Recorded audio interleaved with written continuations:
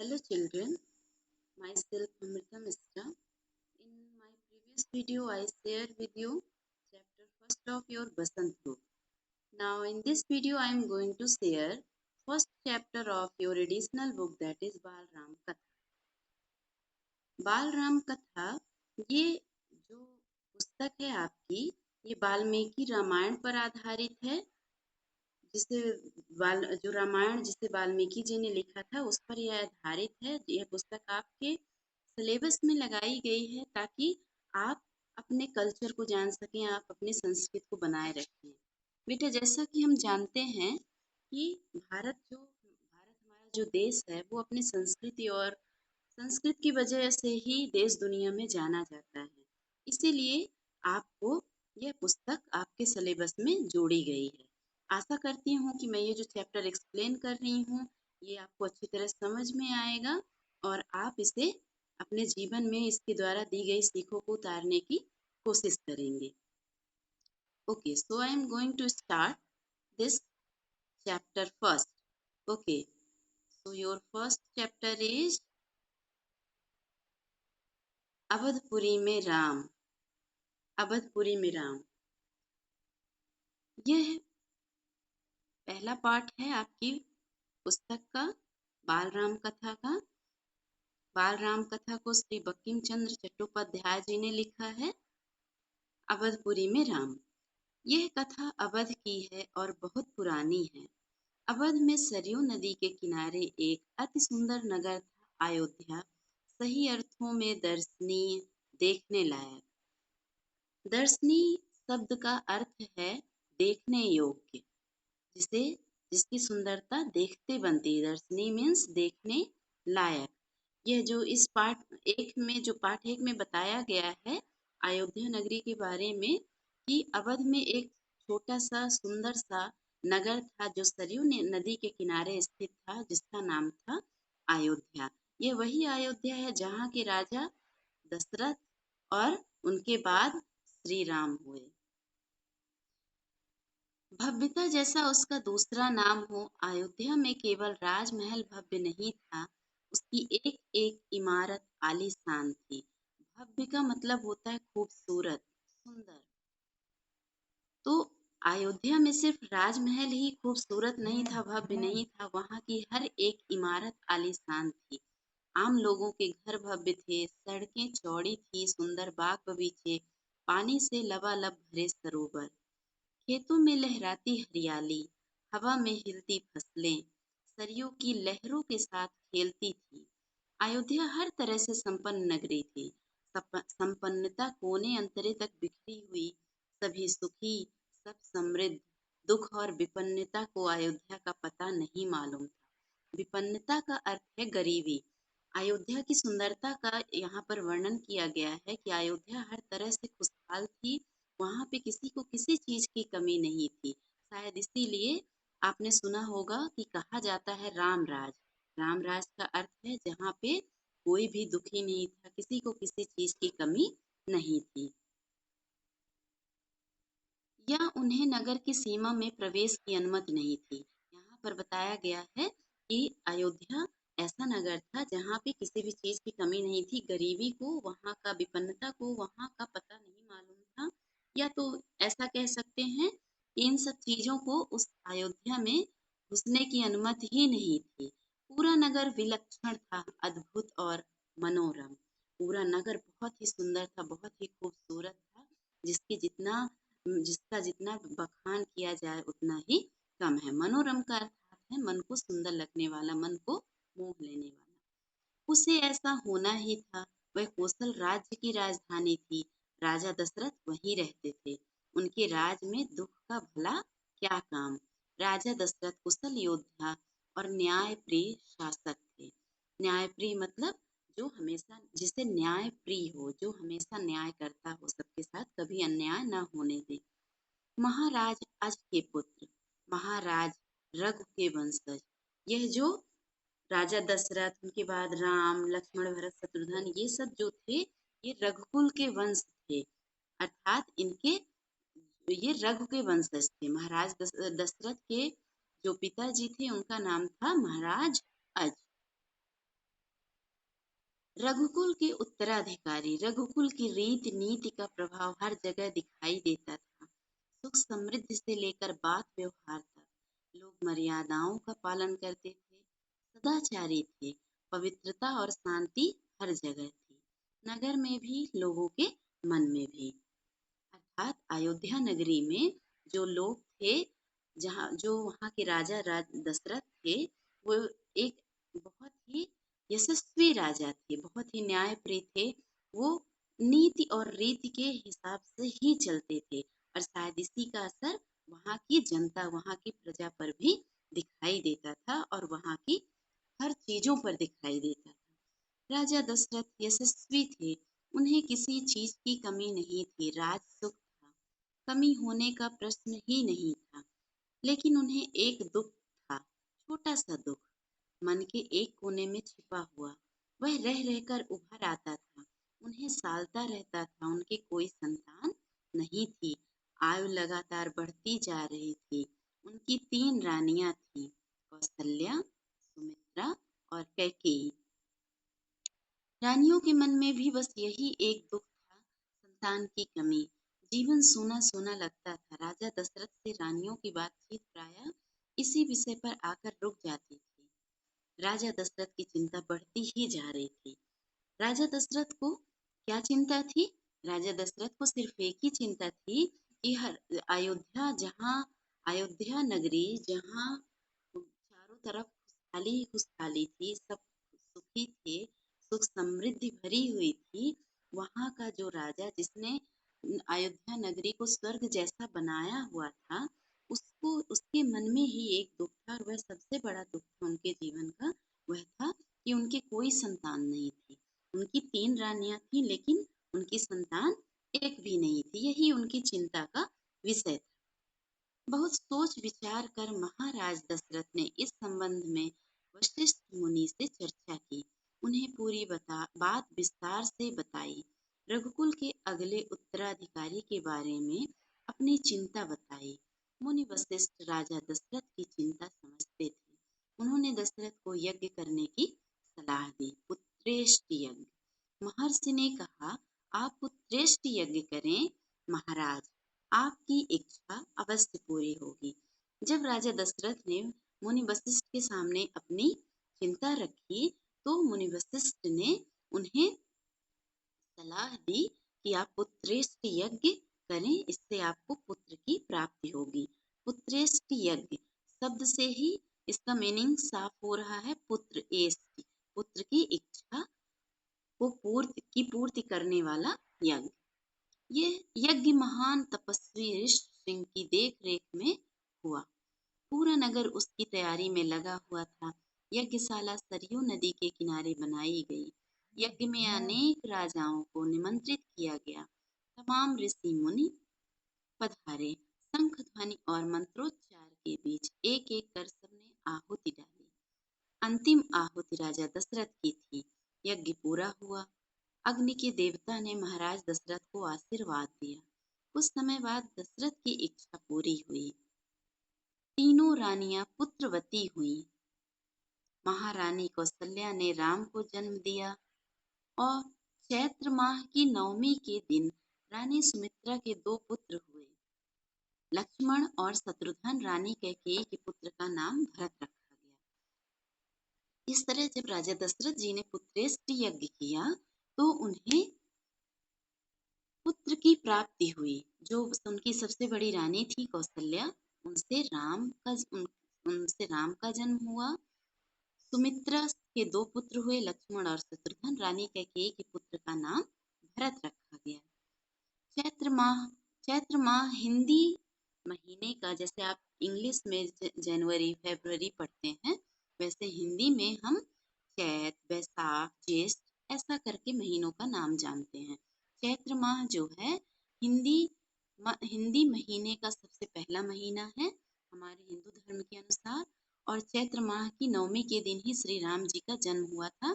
आप जानते होंगे शायद कि इसी दिन रामनवमी मनाई जाती है, क्योंकि इसी दिन श्री राम जी का जन्म हुआ।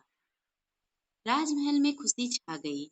नगर में बधाइयां बजने लगी, मंगल गीत गाए गए। हर ओर खुशी उत्सव जैसा दृश्य। राजा दशरथ प्रसन्न थे, उनकी मनोकामना पूरी हुई। प्रजा प्रसन्न थी कि दशरथ की चिंता दूर हुई। नगर में बड़ा समारोह आयोजित किया गया धूमधाम से। आयोजन में दूर दूर से लोग आए। राजा दशरथ ने सबको पूरा सम्मान दिया, उन्हें कपड़े, अनाज और धन देकर विदा किया। चारों राजकुमार धीरे धीरे बड़े हुए। वे बहुत सुंदर थे, सुदर्शन। साथ खेलने निकलते तो लोग उन्हें देखते रह जाते, आंखें उनसे हटती ही नहीं थी। चारों भाइयों में आपस में बहुत प्रेम था। वे अपने बड़े भाई राम की आज्ञा मानते थे। खेल कूद में लक्ष्मण प्रायः राम के साथ रहते। भरत और शत्रुघ्न की एक अलग जोड़ी थी। और बड़े होने पर राजकुमारों को शिक्षा दीक्षा के लिए भेजा गया। उन्होंने कुशल और अपनी विद्या में दक्ष गुरुजनों से ज्ञान अर्जित किया। दक्ष का मतलब होता है प्रवीण। प्रवीण जो अपनी, जो कह सकते हैं आप, जो किसी चीज में निपुण हो।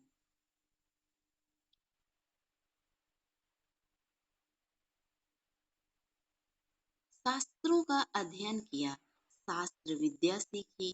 चारों राजकुमार कुशाग्र बुद्धि के थे। कुशाग्र बुद्धि मतलब, कुशाग्र मतलब होता है तेज। सब चारों बालक जो थे, उनकी बुद्धि जो थी बहुत ही तेज थी। जल्द ही सब विद्याओं में परंगत हो गए, पारंगत हो गए। पारंगत मतलब भी निपुण होता है। राम इसमें सर्वोपरि थे। इन सभी विद्याओं में जो जिनसे सबसे अच्छी विद्या बनती थी, वो थे राम। सर्वोपरि मतलब सबसे ऊपर। उनमें कई अन्य गुण भी थे, विवेक, शालीनता और न्यायप्रियता। राजा दशरथ को राम सबसे अधिक प्रिय थे, ज्येष्ठ पुत्र होने के कारण और इन मानवीय गुणों के कारण। राजकुमार कुछ और बड़े हुए, विवाह योग्य। नगर में इसकी चर्चा होने लगी। महाराज दशरथ भी ऐसा ही चाहते थे, अपनी संतानों के लिए सुयोग्य बधुएं। परिजनों में चर्चा पहले से ही हो रही थी। बाद में पुरोहितों को भी इसमें शामिल कर लिया गया। अब राजकुमार जब बड़े हुए, उन्हें शिक्षा दीक्षा दी गई। उन्होंने शास्त्र विद्या सीखी, धनुर्विद्या सीखी। क्षत्रिय धर्म के अनुसार जो भी उन्हें धर्म निभाने होते थे, उन्होंने वो सारी विद्याएं, सारी चीजें सीखी। अब जब वो उन सारी विद्याएं सीख चुके, थोड़ा और बड़े हुए, तो उनके विवाह की चर्चा होने लगी। लेकिन उससे पहले ही क्या हुआ, राजमहल, अयोध्या का राजमहल। एक दिन ऐसी ही चर्चा चल रही थी, गहन मंत्रणा। तभी एक द्वारपाल घबराया हुआ अंदर आया। उसने सूचना दी कि महर्षि विश्वामित्र पधारे हैं। महाराज दशरथ तत्काल अपना आसन छोड़कर खड़े हो गए, द्वार की ओर बढ़े महर्षि की आगवानी करने। उन्हें लेकर दरबार में आए। विश्वामित्र को ऊंचा आसन दिया गया। विश्वामित्र कभी स्वयं राजा थे, बहुत बड़े और बलशाली। बाद में अपना राजपाट छोड़ दिया, संन्यास ग्रहण कर लिया, जंगल चले गए। वहीं उन्होंने अपना आश्रम बनाया। उसे उन्होंने सिद्धाश्रम का नाम दिया। विश्वामित्र भी एक राजा थे, लेकिन बाद में उन्होंने अपना राजपाट त्याग कर सन्यासी जीवन ग्रहण कर लिया और साधना करने लगे। महर्षि के स्वागत सत्कार के बाद दशरथ ने कहा, महर्षि आज्ञा दें, मैं आपकी क्या सेवा कर सकता हूँ। आप अपने मन की बात कहिए, आपकी आज्ञा का पूरी तरह पालन होगा। राजन, मैं जो मांगने जा रहा हूँ, उसे देना आपके लिए कठिन होगा। विश्वामित्र जानते थे कि राजा दशरथ राम से बहुत ही स्नेह करते हैं। वो राम को अपने से दूर होने नहीं देंगे। लेकिन विश्वामित्र को राम की जरूरत थी, क्योंकि वो भी यज्ञ कर रहे थे। और जहाँ वो यज्ञ कर रहे थे, वहां पे राक्षसों का आतंक था। राक्षस यज्ञ को पूरा नहीं होने दे रहे थे। और विश्वामित्र यह भी जानते थे कि एक राम ही ऐसे हैं जो यज्ञ को पूरा करवा सकते हैं और राक्षसों का संहार कर सकते हैं। आप आज्ञा दीजिए महर्षि, मैं उसे पूरा करने के लिए तत्पर हूँ, बिल्कुल नहीं हिचकूंगा। मैं सिद्धि के लिए एक यज्ञ कर रहा हूँ। अनुष्ठान लगभग पूरा हो गया है, लेकिन दो राक्षस उसमें बाधा डाल रहे हैं। मैं जानता हूँ कि उन राक्षसों को केवल एक ही व्यक्ति मार सकता है, वह राम है। आप अपने ज्येष्ठ पुत्र को मुझे दे दें ताकि यज्ञ पूरा हो। विश्वामित्र ने कहा। दशरथ पर जैसे बिजली गिर पड़ी। वह अचकचा गए मतलब आश्चर्यचकित हो गए और दुविधा में पड़ गए। उन्हें उम्मीद ही नहीं थी कि मुनिवर उनसे राम को मांग लेंगे। उनके ज्येष्ठ पुत्र, उनके सबसे प्रिय दशरथ चिंता में पड़ गए। विश्वामित्र दशरथ की दुविधा समझ रहे थे। उन्होंने कहा, मैं राम को केवल कुछ दिनों के लिए मांग रहा हूँ। यज्ञ 10 दिन में संपन्न हो जाएगा। महाराज दशरथ दुखी हो गए।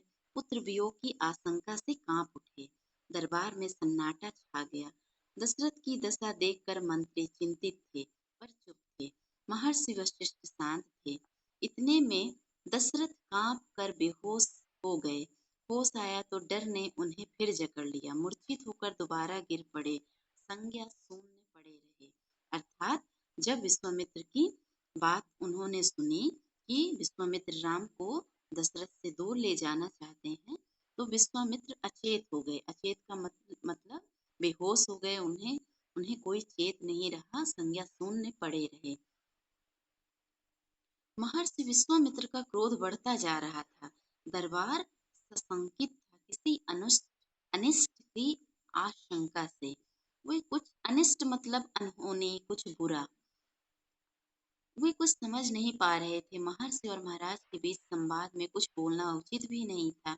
मुनि वशिष्ठ चुपचाप आकर महाराज दशरथ के पास खड़े हो गए। अब विश्वामित्र ऋषि मुनि जो पहले होते थे वो बहुत ही क्रोधी प्रवृत्ति के होते थे और वो बात बात पर गुस्सा हो जाते थे और बहुत ही जल्दी शाप दे देते थे। इसलिए दरबार के सारे लोग, राज दरबारी जितने थे, वो बहुत ही चिंता में पड़े हुए थे। वो बीच में कुछ बोल भी नहीं सकते थे। थोड़ी देर बाद दशरथ उठे। स्वयं को संभालते हुए उन्होंने महर्षि से विनती की, महामुनि, मेरा राम तो अभी 16 वर्ष का भी नहीं हुआ है। वह राक्षसों से कैसे लड़ेगा? राक्षस मायावी हैं। वह उनका छल कपट कैसे समझेगा? वह उन्हें कैसे मारेगा? इससे अच्छा तो यही होगा कि आप मेरी सेना ले जाएं। मैं स्वयं आपके साथ चलूं, राक्षसों से युद्ध करूं। अब राजा दशरथ सोचने लगे कि विश्वामित्र राम को ना ले जाएं। उनकी जगह वो दूसरे दूसरी अपनी सेना या खुद जाकर उनके यज्ञ को पूरा करवा सके। महर्षि विश्वामित्र ने कोई प्रतिक्रिया व्यक्त नहीं की। प्रतिक्रिया मीन्स उन्होंने कोई जवाब नहीं दिया। क्रोधित थे पर उसे व्यक्त नहीं कर रहे थे। उन्हें अपने यज्ञ के नियम याद थे। वो अपने यज्ञ के नियम में बंधे हुए थे, इसलिए वो अपना क्रोध बाहर नहीं निकाल रहे थे। क्रोध करने से यज्ञ खंडित हो जाता, अनुष्ठान अधूरा रह जाता। मैं राम के बिना नहीं रह सकता महामुनि, एक पल भी नहीं। आप राम को छोड़कर जो चाहे मांग लें, उसे मत ले जाइए। मैं राम को नहीं दूंगा, बिल्कुल नहीं। वह मेरी बुढ़ापे की संतान है। मैं उससे बहुत प्रेम करता हूँ। महर्षि का क्रोध भभक उठा मतलब और तेज हो गया। दरबार, मंत्रीगण और ऋषि मुनि सख्ते में आ गए। सब चिंतित हो गए, सब डर गए। आप रघुकुल की रीति तोड़ रहे हैं राजन, वचन देकर पीछे हट रहे हैं। यह बर्ताव कुल के विनाश का सूचक है। आप जानते हैं कि मैं स्वयं दुष्ट राक्षसों का संहार कर सकता था, लेकिन मैंने संन्यास ले लिया है। अगर आप राम को नहीं देंगे तो मैं यहाँ से खाली हाथ लौट जाऊंगा। अब विश्वामित्र राजा दशरथ को रघुकुल की रीत याद दिलाने लगे। रघुकुल की रीत है, आपने सुना होगा शायद एक चौपाई, रघुकुल रीत सदा चली आई, प्राण जाए पर बचन न जाई। अर्थात जो रघुकुल की रीत थी वो यह थी कि वो अपने प्राणों की चिंता किए बिना अपने वचन को निभाते थे। प्राण भले चले जाएं लेकिन वचन ना टूटे। बात बिगड़ती देखकर मुनि वशिष्ठ आगे आए। महाराज दशरथ को समझाया। राम की शक्ति के बारे में, प्रतिज्ञा तोड़ने के संबंध में, महर्षि विश्वामित्र के साथ रहने पर राजकुमार राम को होने वाले लाभ के बारे में। अब मुनि वशिष्ठ थे जो, वो राजा दशरथ के राज दरबारी थे। उन्होंने राजा दशरथ को सारी चीजें समझाई कि विश्वामित्र के साथ रहकर राम का कुछ भी नहीं होगा और राम को लाभ ही होगा, क्योंकि विश्वामित्र बहुत सारी विद्याएं जानते हैं। इसलिए वो विद्याएं राम को सिखाएंगे। इस तरह राम सुरक्षित भी रहेंगे और उन्हें बहुत सारी विद्याएं भी सीखने को मिलेंगी। इसलिए राजा दशरथ, आप राम को विश्वामित्र के साथ जाने दें। राजन, आपको अपना वचन पूरा करना चाहिए। रघुकुल की रीत यही है। प्राण देकर भी आपके पूर्वजों ने वचन निभाया है। आप राम की चिंता ना करें। महर्षि के होते उनका कोई कुछ नहीं बिगाड़ सकता। अब मुनि वशिष्ठ ने सारी चीजें उन्हें समझाई राजा दशरथ को कि आप राम को जाने दीजिए। महाराज दशरथ की चिंता कुछ कम हुई, पर मन अब भी खिन्न था। खिन्न मीन्स दुखी। पुत्र विछोह का दुख सभी तरकों पर भारी पड़ रहा था। गुरु वशिष्ठ ने कहा, महाराज, महर्षि विश्वामित्र सिद्ध पुरुष हैं, तपस्वी हैं, अनेक गुप्त विद्याओं के जानकार हैं। वह कुछ सोचकर ही यहाँ आए हैं। राम उन उनसे अनेक नई विद्याएं सीख सकेंगे। आप राम को महर्षि विश्वामित्र के साथ जाने दे, राम को उन्हें सौंप दें। दशरथ ने मुनि वशिष्ठ की बात दुखी मन से स्वीकार कर ली, लेकिन वह राम को अकेले नहीं भेजना चाहते थे। उन्होंने विश्वामित्र से आग्रह किया, कहा कि वे राम के साथ उनके छोटे भाई लक्ष्मण को भी ले जाएं। महर्षि विश्वामित्र ने महाराज दशरथ का यह आग्रह स्वीकार कर लिया। इस तरह राजा दशरथ अपने मन को धीरज देकर, सांत्वना देकर बड़ी मुश्किल से राम को भेजने के लिए तैयार हुए, लेकिन अब उनका मन अभी भी दुखी था, क्योंकि वो राम से दूर नहीं होना चाहते थे, राम को अपने से दूर नहीं भेजना चाहते थे। और अंत में वो मुनि वशिष्ठ के समझाने पर राम को विश्वामित्र के साथ भेजने के लिए तैयार हुए, परंतु साथ में उन्होंने लक्ष्मण को भी भेजा। राम और लक्ष्मण को तत्काल दरबार में बुलाया गया। महाराज दशरथ ने उन्हें अपने निर्णय की सूचना दी। दोनों भाइयों ने उसे सहर्ष स्वीकार कर लिया, सिर झुकाकर आदर सहित, क्योंकि राम और लक्ष्मण, भरत, शत्रुघ्न, ये सभी आपको पहले चैप्टर में शुरू में ही बताया गया है कि उन्हें उनके संस्कार थे वो बहुत ही अच्छे थे। चारों भाई बहुत ही समझदार थे और वो पिता की आज्ञा को सर्वोपरि मानते थे। इसलिए जब उन्हें विश्वामित्र के साथ भेजने की बात कही गई तो उन्होंने कोई तर्क वितर्क नहीं किया और उसे सिर झुकाकर आदर पूर्वक स्वीकार कर लिया। इसकी सूचना माता कौशल्या को दी गई। बताया गया कि राम और लक्ष्मण वन जा रहे हैं महर्षि विश्वामित्र के साथ। नितांत गंभीर माहौल में स्वस्ति वचन हुआ, शंख ध्वनि हुई, नगाड़े बजे। महाराज दशरथ ने भावुक होकर दोनों पुत्रों का मस्तक चूमकर उन्हें महर्षि को सौंप दिया। अब राम और लक्ष्मण की विदाई का समय आ गया और विधि पूर्वक उन्हें विश्वामित्र को सौंपा गया। दोनों राजकुमार बिना विलंब किए महर्षि के साथ चल पड़े। बिना विलंब मतलब बिना देरी किए। बीहड़ और भयानक जंगलों की ओर विश्वामित्र आगे आगे चल रहे थे। राम उनके पीछे थे। लक्ष्मण राम से 2 कदम पीछे, अपने धनुष संभाले हुए, पीठ पर तुणीर बांधे, कमर में तलवारें लटकाए हुए, वो अपनी पूरी तैयारी के साथ विश्वामित्र के पीछे पीछे उनका अनुसरण करते हुए चल दिए। और इस तरह विश्वामित्र राम और लक्ष्मण को लेकर अपने आश्रम की ओर चल पड़े। तो बेटा, ये चैप्टर फर्स्ट था आपकी एडिशनल बुक बालराम कथा का। आशा करती हूँ कि आप सबको ये चैप्टर समझ में आया होगा। इससे संबंधित शब्दार्थ और प्रश्न उत्तर मैं आपको अपने अगले वीडियो में समझा दूंगी। तो तब तक के लिए आप इस वीडियो को पढ़िए, सुनिए, समझिए और कुछ प्रश्न खुद से भी बनाने की कोशिश करिए। तब तक के लिए बाय।